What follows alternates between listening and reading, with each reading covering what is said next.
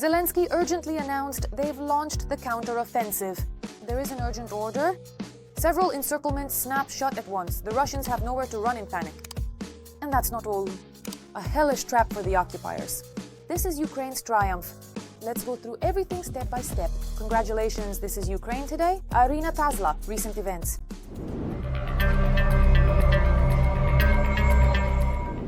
The Stalos Zesu went into counterattack. Volodymyr Zelensky made an urgent statement that shocked everyone. The president confirmed that the Ukrainian armed forces have launched a counteroffensive operation in the Donetsk region in the Pokrovsk and Dobropillia areas. In fierce battles, Ukrainian soldiers inflicted colossal losses on the occupiers, turning Russian positions into ruins. We are currently carrying out one of our counteroffensive operations. The guys are doing great in the Donetsk direction, in the Pokrovsk area, in the Dobropillia area. The fighting is intense, but we managed to inflict significant losses on the Russians. In fact, our forces are depriving the occupiers of the ability to carry out a full-scale offensive operation in this direction, one they had planned for a long time and were counting on. There are already the first results of the counteroffensives. Commander-in-Chief Oleksandr Syrsky made an official statement. In a short period of the operation, Ukrainian soldiers liberated 160 square kilometers of our land, and more than 170 square kilometers were abandoned by the occupiers after a devastating sweep. We have significantly increased our exchange fund, almost 100 Russian prisoners already. 7 settlements have been liberated in this direction, and another 9 have been cleared of Russian presence.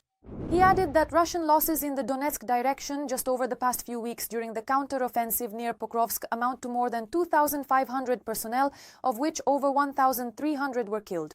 This success was preceded by the coordinated and lightning-fast actions of our soldiers. The soldiers of the 1st Corps of the Azov National Guard, together with the armed forces of Ukraine, carried out a powerful sweep operation. The settlement and surrounding areas in the Dobropillia direction of Donetsk region have been liberated from the occupiers. This became a real sentence for Putin's invaders. The enemy was overwhelmed by their losses. The armed forces of Ukraine have turned Donetsk region into a real hell for the enemy. 3 powerful encirclements are closing in on the enemy at once. Russian troops are panicking and scrambling, trying to salvage the situation. They are redeploying reinforcements from other directions. This was reported by the head of the Assault Units Management, Valentin Manko. The trap near Lyushotsi has already closed. Then there was a second encirclement. In other words, they've been cut off for a long time now. It's been about 3 weeks already. A major operation has begun. 3 weeks ago, a large-scale operation began to block the enemy and completely encircle them. As of today, I can already say that afterwards there was a second one. If you remember, you could call it the Zayasha Hollow. And now, as you say, at the very core of these significant offensive actions, today it was almost entirely completed. I can't definitively say that there are 3 distinct encirclements there at this particular moment. One is small, one is a bit bigger, and one is large. The soldier confirmed that the enemy has been cut off from their own forces. The occupiers' logistics have been disrupted and their supply lines are blocked. In desperation, the Russians are attacking in other directions to draw Ukrainian forces away from the Pokrovsk front. The Kremlin has pulled in troops even from the Sumy, Kursk and Zaporizhzhia directions, throwing everything at the Pokrovsk, Dobropillia and Yelimarny areas. Ukrainian defenders have also brought in reinforcements. The enemy will not pass further. But not only in the Donetsk region, the occupiers were given a boost. It seems that our forces have managed to squeeze the occupiers in the Sumy region. According to analysts, a new boiler is being spawned there. Sumy region, Oleksivka. The forces of the 78th and 71st Brigades managed to take the communists' cauldron. Be good. However, the public has completely forgotten that the situation is truly catastrophic. Everything is going well in Oleksivka. For now, let's call it the operational environment. Frankly speaking, the guys there are already on the edge. The Russians admit that Ukrainian forces are counterattacking with unprecedented strength. And they are already complaining that the developments at the front now resemble the spectacular rout of the army near Pidkin-Rativka. Oleksivka will have to be surrendered. It's just a matter of time. And the question is, how many people will have to be sacrificed before that is realized? And in addition, another spectacular success, our Marines destroyed a Russian cutter in the Kherson region.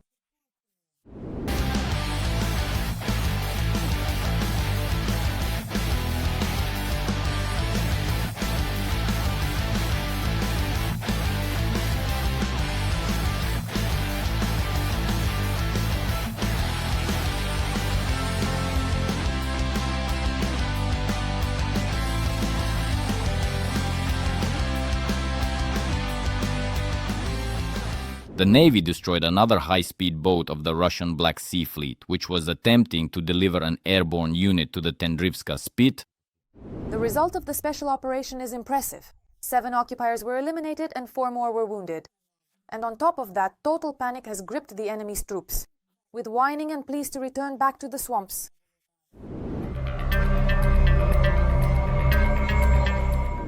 The front line is erupting in the fire of unprecedented battles. The Russian occupiers, like madmen, are throwing themselves at Kupiansk, but they themselves risk ending up in a deadly trap. Ukrainian defenders have turned the enemy's plan upside down. The counterattack by the armed forces broke the back of the offensive. The Russian army is falling apart on several fronts at once, unable to withstand the crushing pressure. Meanwhile, the strikes delivered in the rear were so powerful that the Kremlin has lost sleep and peace of mind. The hottest spot on the front is in the east. More in the report.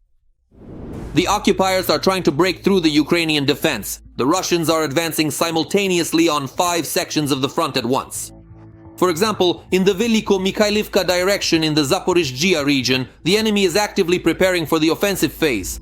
The main goal of the occupiers is to reach the village of Verbov.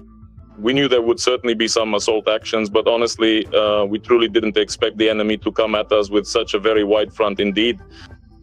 The situation is a bit better in the Novopavlivka direction.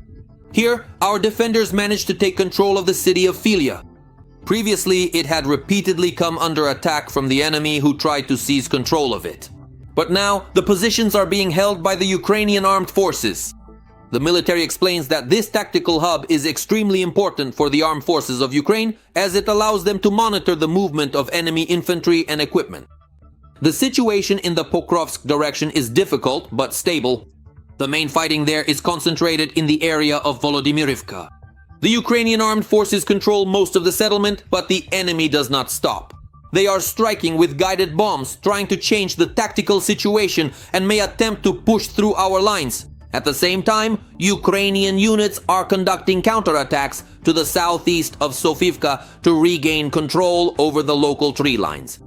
The enemy is not completely stupid. That's why with every assault, they probably conduct an after-action review as well. And they always take what works and use it next time. And what doesn't work, they don't repeat. So indeed, in this particular case, they very quickly started working extremely actively and diligently. There was exceptionally active and thorough coordination among all the involved units, and also very active and close cooperation with reconnaissance UAVs, specifically those like the Zala system. Following this comprehensive preparation, the Lancets were then successfully launched. Very actively indeed, the enemy is responding. In the Kostiantynivka direction, the Russian army is trying to gain a foothold in the dacha areas in front of the city, amassing forces and equipment for a breakthrough. However, our fighters are systematically targeting the occupiers, so for now, the location remains a so-called gray zone. The key vector for the Russians right now is the southeastern flank. It is from there that the main strike on the city may begin. And the further course of the fighting depends on our ability to timely detect and eliminate concentrations of enemy forces. The artillery performed very well. A significant number of vehicles were completely destroyed, including various light automobiles. Some of these vehicles were tragically blown up by hidden mines because, as a normal, regular and highly organized brigade, we always do a very good and thorough job of fortifying the entire front line from an engineering standpoint. The fighting does not subside in the Siversk-Lyman direction either. Dronivka itself, Siversk and the surrounding villages on the approaches to the city came under attack.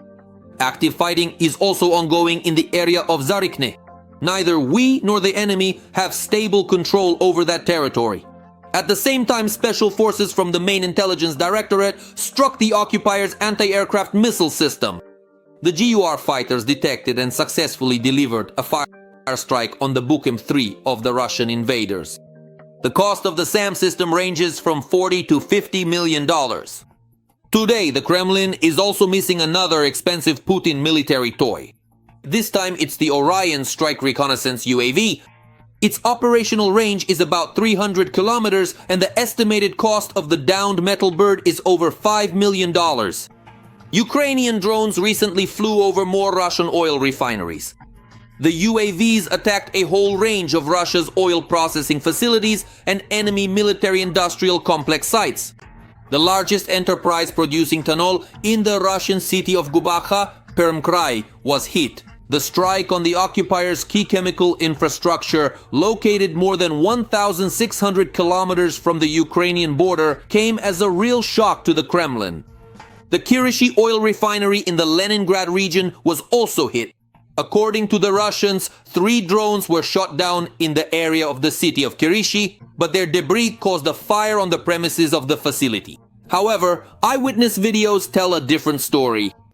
Footage from the refinery looks more like a direct drone strike rather than damage from debris at the oil processing plant. The Kirishi oil refinery is considered one of the largest in Russia.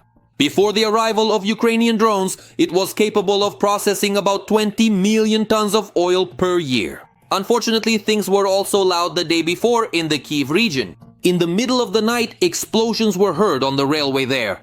Powerful flashes and repeated sounds of explosions were heard in the area of the village of Kalinivka. As it turned out, shells detonated there during railway transport. A series of explosions damaged the contact network, resulting in dozens of shipments being delayed. And now trains are running on a detour around the damaged section. By a random coincidence, the Kharkiv-Przemysl passenger train happened to be at the center of the explosion. After an emergency stop, hundreds of passengers were urgently evacuated from the scene to a forest belt. Fortunately, no one was seriously injured, and after a few hours the train continued its journey along the route. Every voice matters. Join our community, support independent journalism and help us bring you the truth from Ukraine. Become a member of Ukraine today. Join us now. Meanwhile, Ukraine is not neglecting the development of its weaponry. Currently, unique unmanned interceptors are undergoing final tests. Their operation is based on artificial intelligence. What advantages will it provide to the defense forces, and when might it appear in the military? We'll tell you about it right now. New technologies, new challenges. Artificial intelligence, having conquered advanced gadget users, is now being fully utilized in warfare as well. Today, hardly any modern drone is produced without this technology. Ukrainians are, of course, among the leading UAV designers, and our developers are already actively testing a new interceptor drone. The Ukrainian company Varta is working on implementing an autonomous system for detecting and tracking enemy reconnaissance UAVs and FPV drones for interceptor drones based on artificial intelligence. Some components of the artificial intelligence system are already being used in the war that Russia has unleashed against Ukraine. Ukraine is defending itself with technologies that help save human resources, especially when it comes to time. Ukraine is defending itself by using technological components that allow for maximum efficiency in the operation of drones, especially in the final meters as they approach their targets, when control by the operator is already being lost. It is reported that the drone will be called Varta Dozor A1 and is already undergoing its final phase of testing. Its main task will be to destroy Russian strike UAVs, which are launched daily against peaceful cities in Ukraine. Geranias, Kerberas, Parvodias, and various other types of drones are available as of today. Russia is capable of producing from 5,000 to 6,000 drones per month and deploying them. The largest attack we have seen before consisted of up to 500 drones, but in order to carry out such an attack, Russia needed at least 3 to 4 days to accumulate them. It has been stated that the Dozor A1 will be able to independently detect and destroy enemy FPV and reconnaissance UAVs, even under Russian countermeasures.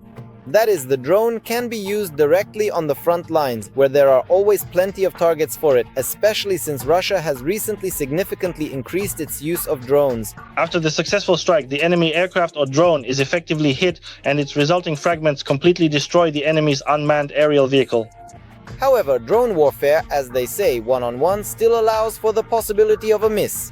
No matter how hard artificial intelligence tries, some Russian drones are also equipped with countermeasures.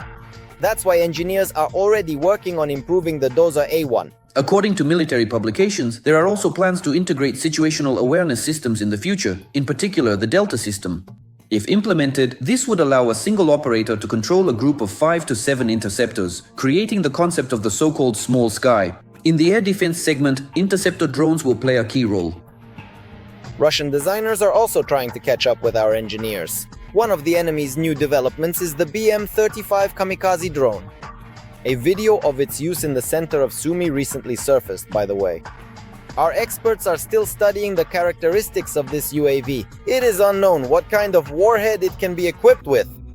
However, the lawnmower engine and propeller drive system indicate that the drone does not fly far and will not be used against military targets. And it was obviously designed specifically to terrorize civilians in frontline cities. We are fighting against a dangerous, aggressive enemy who does not recognize the value of human life, whether men or women. And we need to be very careful about the changes that are happening there. Timely equipment on the territory of the Russian Federation may be used. They can circumvent sanctions to produce prototypes in the Russian Federation, but they cannot bypass sanctions when it comes to mass production, when there is a need to manufacture thousands of units. They demonstrate an inability to produce these things independently. This is confirmed by the results of work by Ukrainian experts who studied the remains of the BM-35 on site after it landed. As a result, about half of the components are of foreign manufacture. The drone's design contains at least 41 foreign components, in particular from Switzerland, the USA, and Taiwan. At the same time, most of the electronics come from China. According to analysts, one of the significant levers of influence on the situation could be the tightening of US and European sanctions, as well as stricter enforcement of existing restrictions. After all, the more Russian loopholes are closed, the fewer drones will end up raining down on Ukrainians, while at the same time, it's important to develop our own technologies so that Russia receives an adequate response for every new attack. And what do you think about these developments? Share your thoughts in the comments, like the video, and stay tuned for the main updates. There's more to come.